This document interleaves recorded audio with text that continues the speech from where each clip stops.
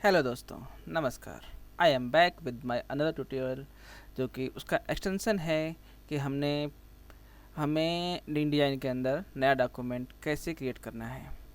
जैसे कि दोस्तों मैंने आपको पहले ही बता चुका हूँ, डॉक्यूमेंट सेटअप में जाना है, न्यू डॉक्यूमेंट में जाना है और ये सब चीज़ें कि number of pages, start number, page size और width and height, number of columns, margins, ये मैं आपको पहले ही बता चुका हूँ। अब इसमें रह क्या गया है, इसमें दो चीज़ें रह गई हैं जो मुझे आपको बताना है। एक सेव प्रीसेट्स और दूसरा ऑप्शन आता है मोर ऑप्शन खोलने के बाद ब्लीड एंड स्लग। तो दोस्तों पहली चीज़ मैं बताना चाहता हूँ कि प्रीसेट्स क्या होते हैं। चलिए हम देखते हैं कि जैसे मैंने क्या किया। मैंने यहाँ पे मुझे डॉक्यूमेंट बनाना है एक 5x7 इंच का। तो जैसा कि मैंने कहा था आपसे 5 इंच लिख देंगे तो ये अपने आप ही उसको कन्वर्ट कर देगा में, जो भी वैल्यू उसके हिसाब से बनती है इंच के हिसाब से। This another value is height मैंने कर दिया है 7 इंच की।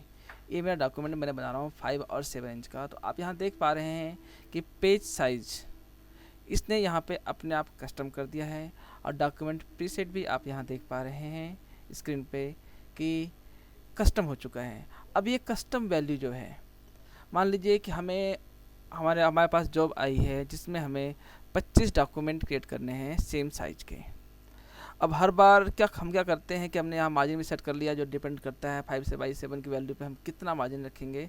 तो जहाँ पाँच तो 5-7 का जो मार्जिन रखा हुआ है, ऊपर से आप बॉटम से आप ये एरिया जब देख पा रहे हैं, बॉटम से और इधर से जो एरिया देख पा रहे हैं, ये मार्जिन कहलाते हैं। ये आप मेरी पिछली वीडियो में देख ही चुके हैं, ओरिएंटेशन आप देख ही चुके हैं।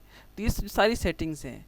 अगर हमें इन सेटिंग्स को बार बार रिकॉल करना पड़े तो या तो एक तरीका है कि हम बार बार पर नई एंट्री करते रहें। जितना हमें चाहिए होता है, पेज नंबर 16 चाहिए तो 16 कर दिया, विथ इतनी चाहिए ये भी कर दिया, हर बार करते रहें। या फिर दूसरा तरीका है कि हम इसको इस वैल्यू जो कस्टम वैल्यू है इसको सेव कर दें। जैसे लेकिन मैं इसको सेव करने जा रहा हूँ। सेव प्रीसेट हमने नाम दिया यहाँ पे 5x7 इंच पेज 16। अब मैं इसको यहाँ जैसे ही ओके करूँगा आप देखेंगे कि यहाँ पे मेरी एक वैल्यू सेव हो गई है। यही प्रीसेट्स हैं कि जो चीज़ें हमें चाहिए हमने उसे अपने डॉक्यूमेंट में एक वैल्यू करके सेव कर दिया है। ऐसी ऐसी जो चीज़ मैं यहाँ बता रहा हूँ, यहाँ मैंने पेज के साथ किया है, इन डिजाइन के अंदर पैराग्राफ के साथ, कैरेक्टर के साथ, ऑब्जेक्ट के साथ, ये सारी चीज़ें की जाती हैं जो कि एडवांस लेवल का आएगा। ये कुछ कई जब आप बिल्कुल प्रेफर हो जाएंगे तो मैं चीज़ें आपको समझाऊंगा कि बाकी जो सारे प्रीसेट वैल्यू कैसे सेव की जाती हैं। तो ये आपके नेट डॉक्यूमेंट की प्रीसेट वैल्यू जो है, जो हमने यहाँ पे सेव कर दिया। मैं यहाँ ओके करूँगा, आप देखेंगे कि डॉक्यूमेंट खुल जाता है। पेजेस देखिए, इसमें 16 पेज अपने आप ऐड हो जाएंगे क्योंकि मैंने 16 पेज वहाँ दिया था। आपने यहाँ देखा होगा, मैं आपको डॉक्यूमेंट सेटअप भी बता चुका हूँ पहले एक बार कि डॉक्यूमेंट सेटअप क्या होता है, आपने ये देखा। अब बारी आती है प्रीसेट, क्योंकि आप जान गए हैं क्या होता है। जैसे अब नेक्स्ट टाइम मैं न्यू डॉक्यूमेंट करूँगा, न्यू डॉक्यूमेंट, आप देख रहे हैं वो वैल्यू मेरी यहाँ पे सेव्ड है। डिफ़ॉल्ट वैल्यू जो एफ जो InDesign अपने आप लेता है, नेक्स्ट वैल्यू जो मैंने बनाया अभी, ये वैल्यू हम डिपेंड करता है कि हमने किस साइज़ का बनाना है। हर बार के लिए जैसे बुक्स हमारी 8.5x11 में सेट होती हैं, हम यहाँ पे उसको 8.5x11 सेट कर सकते हैं एक बार में ही, और वो उस बार ड्रॉप डाउन नीचे डाउन करेंगे और ये अपने आप सारी सेटिंग्स अपने आप बदल जाया करेंगे according to our requirement. Okay दोस्तों, तो अब हम बात करते हैं कि एक चीज़ में इसमें और रह गई थी जो मुझे बताना था आपको कि ये हम ब्लीड एंड स्लग क्या होते हैं। ओके दोस्तों, अब भी जब भी नया डॉक्यूमेंट क्रिएट करते हैं तो एक चूँकि ऑप्शन सिर्फ इतना ही होता है कि मार्जिन शो करता है, बाकी चीज़ें आती हैं मोर ऑप्शंस में। This is called bleed and slug. दोस्तों आप एक चीज़ आप देखते हैं, जैसे मान लीजिए मेरा ये फ्रेम है, ये मेरा फ्रेम है, मेरी पिक्चर इतनी बड़ी है। मेरी पिक्चर का कलर है ये यहाँ पे चल रहा है, आपने देखा मैंने पिंक कलर कर दिया। मैं इसको कटिंग के लिए भेजता हूँ, छपने के लिए। क्या होगा, प्रिंटर जो हमारे प्रिंटर होते हैं, कटिंग मास्टर जितने भी होते हैं, उन्होंने अगर हल्का सा भी ब्लेड इधर उधर हुआ तो हमारी किताब का जो गैप होता है वो या तो कटिंग प्रॉपर नहीं हुई, परफेक्ट कटिंग, ये हमारा ये हिस्सा है जो कटिंग होना है, जस्ट सेकेंड, ये हिस्सा है हमारा लाइन है जो पेज के बाहर जानी है। कटिंग यहाँ से हुई तो कलर बिल्कुल एज टू एज दिखाई देगा।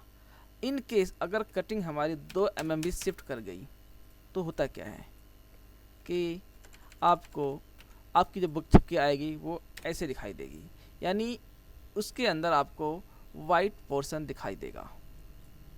अब इसका सॉल्यूशन क्या होता है दोस्तों? इसका सॉल्यूशन होता है हमारा ब्लीड, कि हमें अपना डॉक्यूमेंट जब भी प्रिंट के लिए भेजना होता है, हम अपने जो डिज़ाइन एरिया है उसको कम से कम 3 mm, आप दोस्तों समझ रहे हैं, कम से कम 3 mm। आज डेट में रिक्वायरमेंट कोई 6 mm मांगता है, कोई 8 mm भी मांगता है, लेकिन हमें कम से कम 3 mm की ब्लीड देनी होती है, जो देनी होती है कि जो हमारा ऑब्जेक्ट एलिमेंट है वो कम से कम हमारे पेज से 3 mm बाहर जा रहा हो। आप देख रहे हैं कि ये मेरा प्रिंट एरिया है, ये मेरा प्रिंट एरिया है, और मेरा टेक्स्ट एरिया जो है, मेरा जो डिज़ाइन एलिमेंट है मेरा मेन, वो अगर पेज साइज से कट रहा है तो इतना बाहर होना चाहिए, या फिर हम इसको अपने प्रिंट एरिया के अंदर रखते हैं। ये मेरा प्रिंट एरिया है, जो मैं आपको पहले बता चुका हूँ प्रिंट एरिया क्या होता है, मार्जिन्स कितना रखते हैं, और नीचे वाला बॉटम पे हमारा जो पेजेसन जाता है ये भी मैं आपको बता चुका हूँ पहले ही। तो अब ये हिस्सा जो है ये हमारा होता है ब्लीड एरिया 3 mm का, जो पेज से बाहर जाता है, जो फाइनली जब किताब छपती है, जब किताब बाइंड होती है, जब कटिंग होती है तो हिस्सा कट जाता है। इसको सेट कैसे करते हैं? आपने गए डॉक्यूमेंट सेटअप में वापस जाते हैं या न्यू डॉक्यूमेंट करते हैं, जो भी आपको बेस्ट लगता हो। आप इसको बाद में सेट भी कर सकते हैं या नया डॉक्यूमेंट जब क्रिएट करते हैं उस समय सेट कर सकते हैं इसको। हम गए यहाँ पे, अब ब्लीड एरिया होता है मेरा 3 mm, कम से कम जैसे मैंने आपसे कहा 3 mm का ब्लीड एरिया होना ही चाहिए, इससे कम में कुछ भी नहीं चलता। आपको 3 mm। अब देखिए इसमें top, bottom, inside and outside 4 चीज़ें आप देख पा रहे हैं। मैंने ओके कर दिया, आपने देखा रेड लाइन बन गई।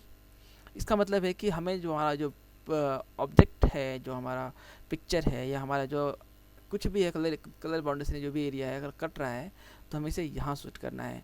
अब किताब खुलती है, आप नेक्स्ट पे जाइए। चलिए हम टॉप और बॉटम बात करते हैं। ये हमारा सेंटर पॉइंट है, सेंटर से किताब कभी नहीं कटती। जब आप दूसरी देख पा रहे होंगे तो किताब जो खुलती है तो जो सेंटर वाला हिस्सा होता है किताब हमेशा टॉप एज से, बॉटम एज से, और जो एज हमारा किताब का बाहर वाला हिस्सा होता है वहाँ से कटती है। सेंटर से किताब हमेशा हमारी फोल्ड होती है, इसलिए हम फोल्ड जो एरिया होता है वहाँ पे ब्लीड हम मार्क नहीं करते फेसिंग पेजेस के अंदर। तो आप अगर यहाँ पे हम गए डॉक्यूमेंट सेटअप में, इस लॉक को खोल देते हैं और इनसाइड एरिया हम 0 भी करते हैं तो इससे हमें कोई फ़र्क नहीं पड़ता, अनलेस कि हमारा डॉक्यूमेंट सिर्फ सिंगल पेज का है। अगर हम बात बुक की करते हैं तो हम इनसाइड एरिया 0 कर सकते हैं, लेकिन अगर बात पम्पलेट या पोस्टर्स की कर रहे हैं जो सिर्फ एक बार में प्रिंट होना होता है तो हमें ये इनसाइड एरिया भी देना पड़ता है। ओके दोस्तों, तो आप ये ब्लीड समझ गए कि ब्लीड क्या होती है। ब्लीड वो हिस्सा होता है जो फाइनली हमें प्रिंट में छपने के बाद नहीं आएगा, लेकिन जब हम डिज़ाइन करते हैं तो वो हिस्सा हमें देना होता है, ताकि प्रिंटर की सहूलियत रहे और हम भी श्योर रहें कि हमारा जो डिज़ाइन बनाया हुआ है वो परफेक्ट कट के आएगा। ये किताब कटेगी तो यहाँ से कटेगी, न कि यहाँ से कटेगी। दोस्तों आपको इतना हिस्सा बाहर रखना पड़ता है। अब हम बात करते हैं स्लग एरिया। हालांकि अब स्लग का एरिया कोई खास पर्पज़ नहीं रह गया दोस्तों, लेकिन फिर भी आपके नॉलेज के लिए मैं बता दूँ कि स्लग क्या होता है। स्लग एरिया हमारा वो एरिया होता है कि जैसे हमें डॉक्यूमेंट बनाया, मैंने इसको यहाँ गया, बॉटम हिस्सा मैंने इसका 10 mm कर दिया। ओके दोस्तों, आप ये देख पा रहे हैं कि ये हिस्सा बाहर निकल गया। ये सिर्फ इंफॉर्मेशन एरिया है कि हमारी बुक क्या छपने वाली है। Book size 5/7 inch. This is वो एरिया है कि जो न छपेगा न दिखेगा, सिर्फ इंफॉर्मेशन के लिए ये हिस्सा यहाँ पे दिखाई देगा, स्लग एरिया जो किताब में आएगी।